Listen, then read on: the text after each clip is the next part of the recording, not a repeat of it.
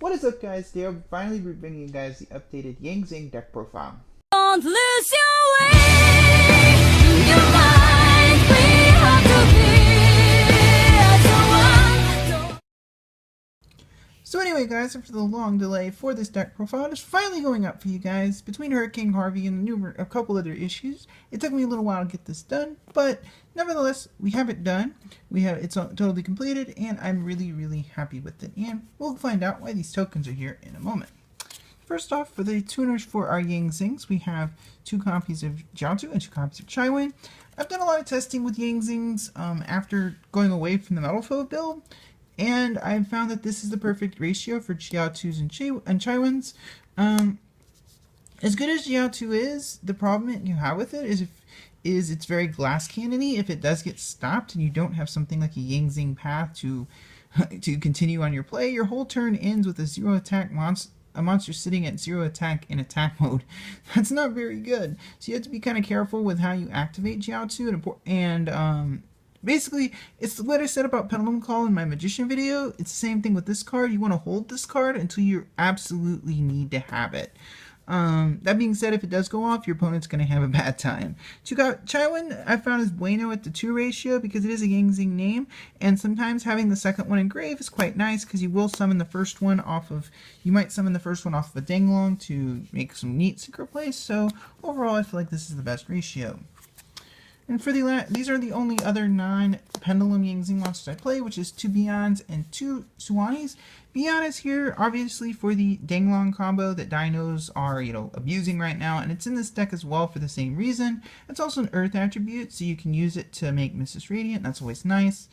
The other thing, Suwani is here mostly because it gives your monsters 500 attack and defense, and while it doesn't seem like much, being able to make a Yazi able to get over a masterpiece if it's not unaffected by spells, if it is unaffected by spells, is pretty nice. And its level is also really good for synchro plays. 4 is a pretty decent level if you use it in combination with Treasure. And then the new engine we're playing is Zephyrs. So we're playing 2 copies of Zephyrs. So I did a lot of testing. I tried the Metal Foe build, and the problem I had with it was that my back row would kind of keep clogging up. The True King build is also good, but the problem is it has the opposite problem in the Metal Foes. Instead of your spell and trap guns getting clogged, your hand gets clogged with Zing monsters because you don't have a way to get them out of the hand. It kind of can clog up your hands quite a lot. The build is good, but obviously with Diagram probably getting limited in the near future, I decided to go with this. And Zephyr itself is an amazing card because while it's in the Pendulum Zone, it can put any Zephyr card monster from your deck and put it face up in the extra deck. That's amazing because it bypasses cards like Macrocosmos and Dark Law because it never actually touches the field at all. It goes from the deck to the extra deck. Its monster effect, sadly, it does allow you to Pendulum Summon twice, but you have to tribute all your monsters. It's not really viable to use, due to Master Rule 4, it's not really viable to use this as a monster anymore. And that kind of makes me sad, but it's still an amazing card, and I definitely recommend 2, because I think 3 is a bit too much. You don't want to open multiple Zephyrs in your hand. Next up, we have for the Zephyr Zings, we have the 3 Treasure and the 2 Secrets. The reason I chose to bump Secret down to 2 was because I needed a little more space for other cards, and I kept having instances where this can't be normal summoned, and that might not matter in a lot of cases. There were multiple times where I kept drawing multiples in my hand, and it just hated it, so I decided to bump it down to 2. Treasure is at 3 because it is probably pound for pound the best Zephyr monster. Whenever this guy is Pendulum Summoned or Special Summoned from the main deck, it can change any Zing to a tuner. Newly here, whenever it's Pendulum Summoned or destroyed while it's in the Monster Zone by a card effect, it allows you to search a Zephyr or Zing spell or trap. It's pretty integral to the combos, but like I said, it's level 6, so it kind of clogs up your hand. But Treasure here allows you to make a lot of really neat little synchro plays with it, and it's probably one of the best cards in any Zephyr player's arsenal. And for the last 3 Zephyr monsters, I have one Saiton, one Thuban, and one Windy. Windy here was a card I actually put in because whenever she's normal or Pendulum Summoned, she does have that weird Witchful Beast restriction on her where they can only be Special Summoned once. She can grab any Zephyr monster from your extra deck to your hand. There kept being situations because of the new Master Rules where I kept needing some way to get things back in the extra deck, and this card fit the bill. Saiton and Thubin are here at 1 because they have good levels, but they also allow you to play around your opponent's board. Saiton pops set cards, Thubin pops face up. They both do it whenever they're normal, flipped, or pendulum summon. So it kind of allows you to play around whatever your opponent's field is. You can use it to manipulate the chain link so your opponent can't bypass them. So that's always nice. Speaking of bypassing Rakro, I have 3 copies of Link Slayer. This is really the card this deck has been missing. It is a card that Link Slayer can be special summoned when you control no monsters, so that is amazing in and of itself because it's an Earth and Cyberse type monster. But the other thing is you can discard 2 cards from your hand to pop that many spell or trap cards on the field. That is really, really good. This thing fills that void Zings have really needed, and that being said, it's definitely a card that if you do lose game 1 and go first, this would probably be a card you would side out. Nevertheless, it's not bad going first, but it's mostly here because it gives you a play that's good going second, and that's something this deck's always needed.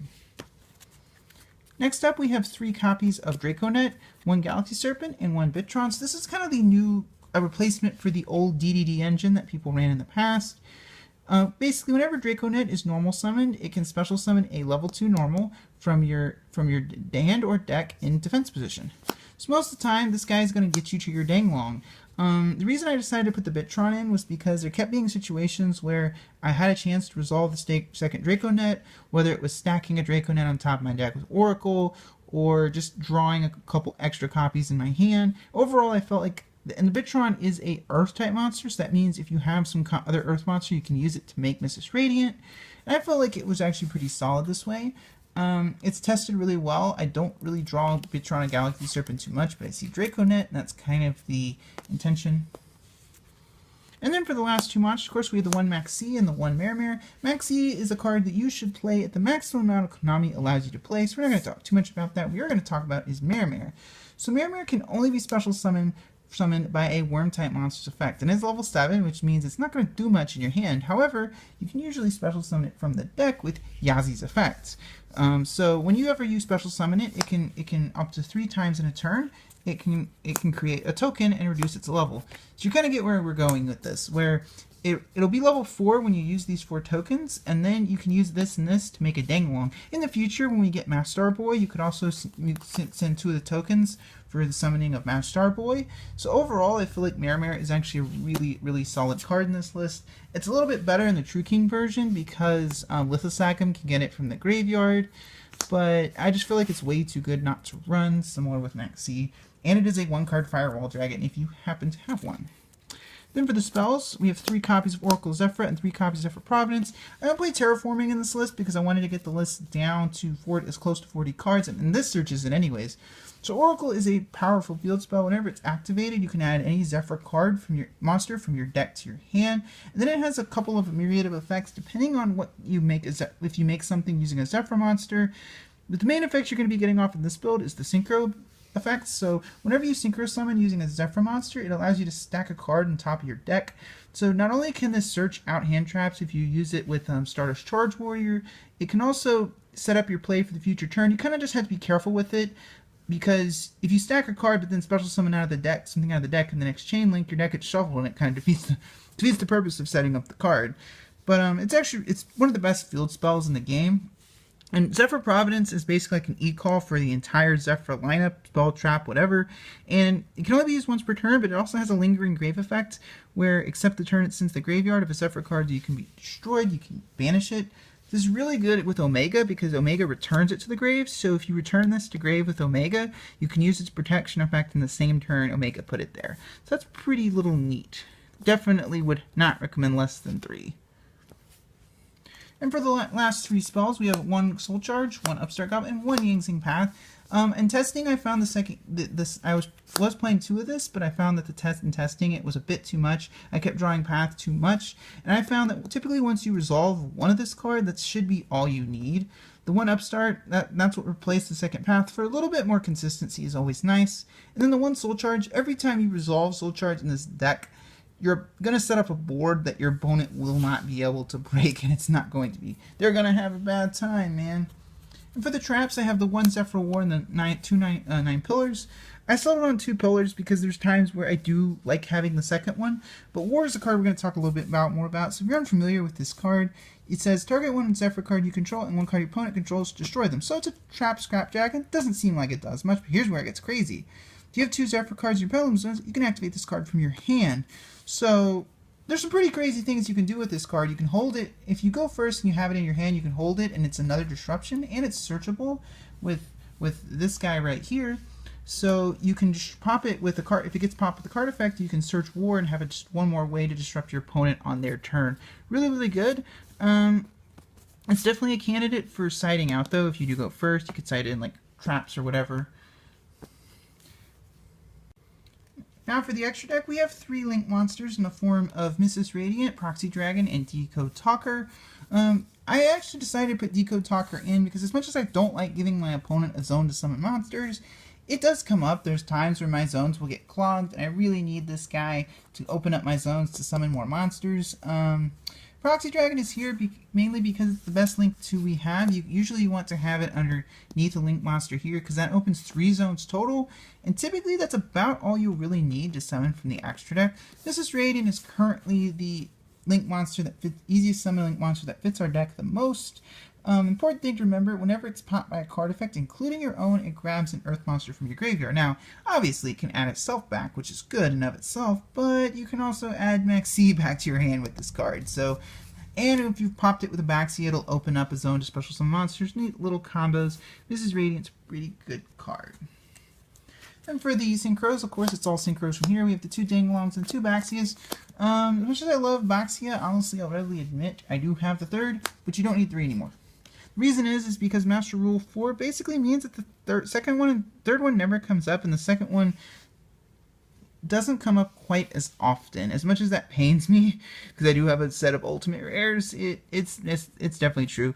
Dangalong is probably one of the most debated cards in the format right now, but I also think that it's pretty dang good.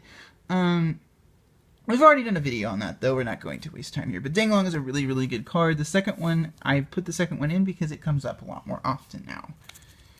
Then for the last 2 Yang Zing Synchros, we have the 1 Yazi and the 1 Qiaofeng. Yazi is a very necessary card in Yang Zing. It still is. It always has been, because it can pop itself, but under the new Master Rules, it can pop itself to clear back row, but then it can special summon a Yang Zing monster from your deck, or a worm monster from your deck. So you can grab Mare, and then you've got an open zone to summon monsters to make things bad for your opponents. Qiaofeng is really good as well because it's basically like a lockdown card. Whenever you synchro summon it with Yang Zing monsters, it locks your opponent out of the same monster effects the Yang Zings use to synchro summon it. The most popular decks right now are Earth Attribute, so you'll typically make it with a treasure and a secret of the Yang Zing, and then your opponent will be stuck because they won't be able to activate any of their zoo effects.